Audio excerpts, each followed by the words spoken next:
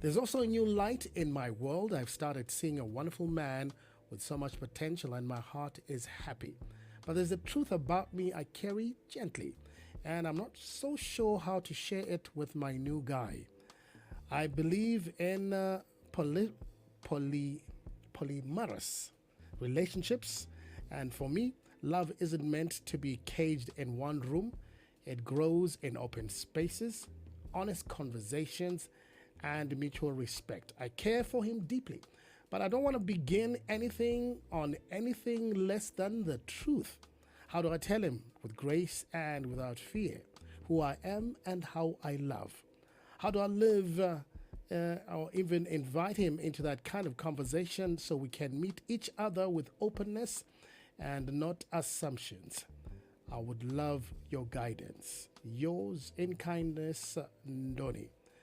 Hey, Doc, good evening. It's Wednesday. Good to have you back. What do you think of that letter from Donny? Yeah. Thank you. Good evening, everybody. Well, Donnie, thank you. Again, such a heartfelt message there and pure intent to be honest and be respectful. And, with a heart like that, then I think we have already won the first prize, which is that there Mm, is integrity there, right? And so it speaks of the character there, which is wonderful. And hopefully, the person that they are dating will see that character and perhaps be open to what this actually means. And when we look at a monogamous relationship, right, where we commit to just one person, it's quite a different experience to having more than one partner in a dynamic. And I think what we need to look at here is just the beautiful words that were shared there. Also, that love is something that should be open to grow and to become more. If I mm, had some of the words right there in the letter, right, and so it's such a beautiful intent. I just wonder if there is just a bit of courage there to try and actually speak up about this quite early on, in and around the fact that interest and attractions building, if it is, say, the second or third date already, I wouldn't let it go further than that, just to really be honest and just share that, this is the kind of lifestyle that I lead. And perhaps there's experience already in that type of lifestyle with previous partners, and that can be shared also. And hopefully, the new person that they're dating would be just open and respectful and also honest from their side as to what it is that they're looking for, because it is ultimately a big life decision how we share that love. And not everybody is open to sharing it with more than one partner. And so, there's no judgment, but we have to be respectful of that too. But I think yeah. because it's such a big decision, it should be shared as soon as possible. So courage, courage, courage. Got to dig deep and try and share that. And I would say in a very gentle, kind way also, and just but as honest and direct as possible, and not leave anything to be read between the lines. Often people think, well, they're just playing the field, or they're just wanting to date more. But it's actually a lifestyle choice to live that way, which means I am looking to have more than one partner at any one time. And so I'm not just playing the field. I'd like to be in a deep, committed relationship with you and somebody else. What does that actually look like? And so there's quite a few discussions that are needing to be had there. Yeah. So, polyamorous relationships common in your field, Doc, and how are they best managed? Are they managed by being open, or can you keep it a secret? Yeah. So I would say, look, I've been in practice 25 years now, and I'd certainly say the last 5 years I have been working with people a lot more who have chosen this form of Mm, love and lifestyle. My clinical experience with it is that um, once we are dating and finding out about people and enjoying people, there seems to be quite an excitement and an interest and a curiosity about that lifestyle. Sadly, though, what I have seen is that the minute it becomes more committed and there's more than two people committed in the relationship, there's just something mm, about the human ego, man, and you can't help but get mm, someone in that relationship becoming jealous or becoming a bit more avoidant and distant. And so I have in my experience in the practice, found it to be a very difficult lifestyle to maintain in a committed structure. But if it's something that is, we have open love, we come and go as we please, that seems to thrive a bit better than it actually being, a relationship that conforms to some expectations and rules, let's say, like most monogamous relationships would want to be run, right? Um, so it depends again on all the people concerned. I've just experienced that it's difficult to have people all agree to have an open relationship. Once feelings develop and the attachment system kicks in, which is a very important part of our bonding experience as pair dynamics in relationships, it's very hard to bring a third person in. We designed, I believe, biologically to pair with another person. I mean, once that system kicks in my experience, it's difficult then to bring a third or fourth, maybe even a fifth person into the dynamic. So, polyamorous relationships are normally relationships that people share when they're getting started. But when things become serious, you got to kind of make a decision. Is that right?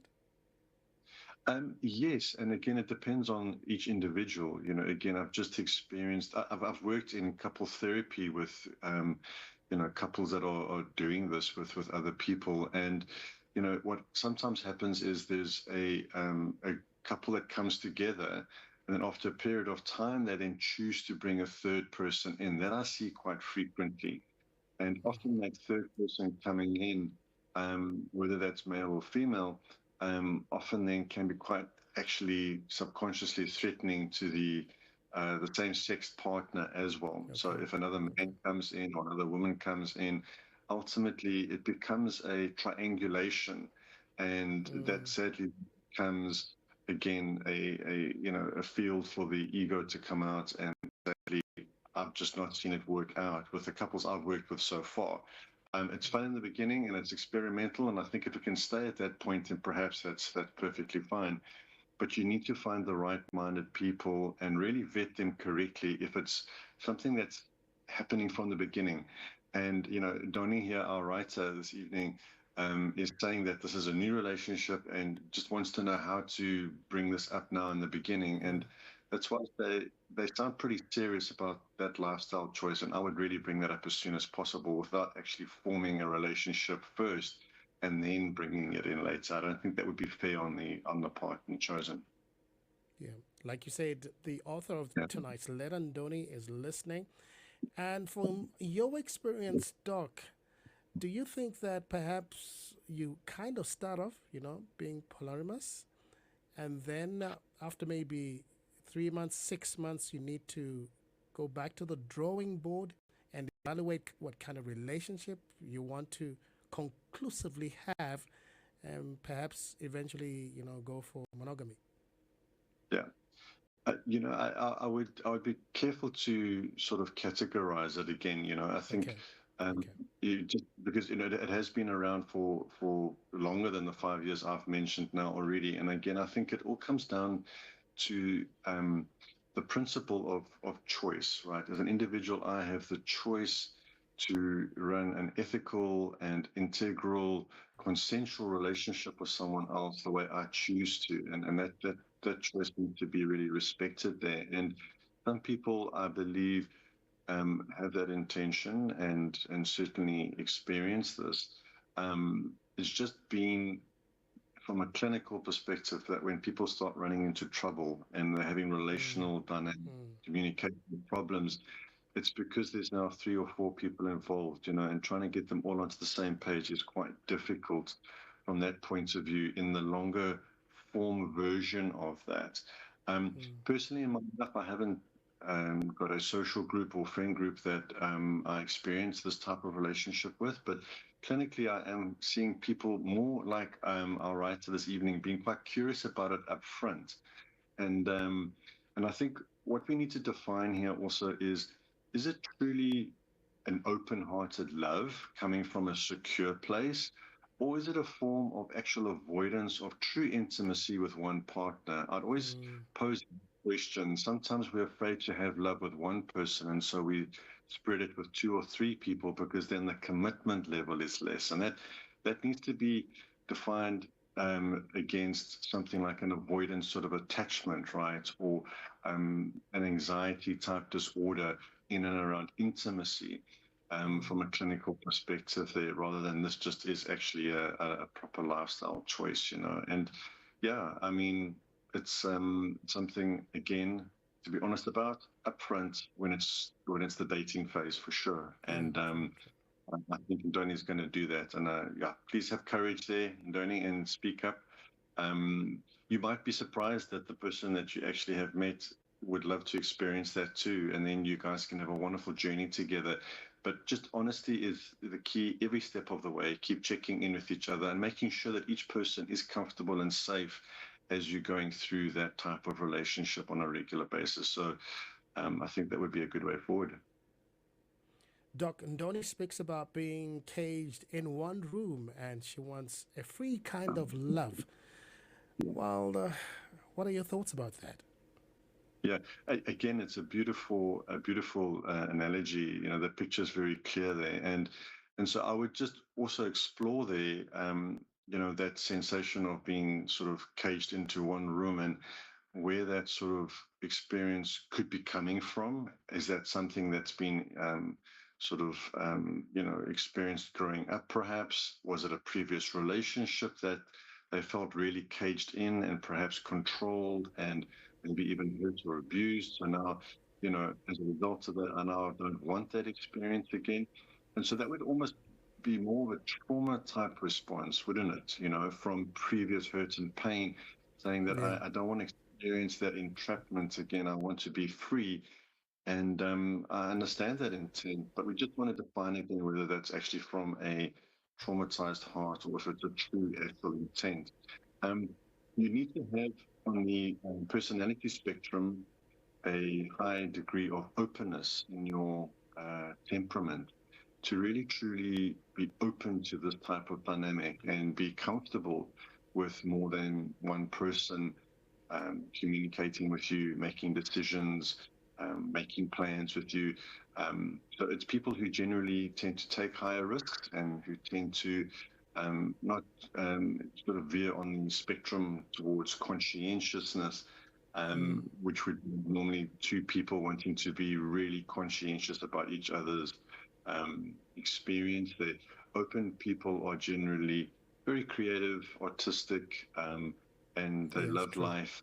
They've got that free love sort of experience, which is beautiful, and that is an actual genuine template that they have, and they are then definitely better suited to more open relationships there. But I would define it against possible previous trauma as to why this person is wanting this type of relationship, just to give them clarity and give them a good foundation and a way forward. Yeah. Doc, polygamy is quite rampant amongst men. Even in African cultures, it's okay for a man to be polygamist, to be in a polygamy relationship with more than one wife, one relationship. But when it's women, the stigma attached to, polyamorous female individuals. Is that fair?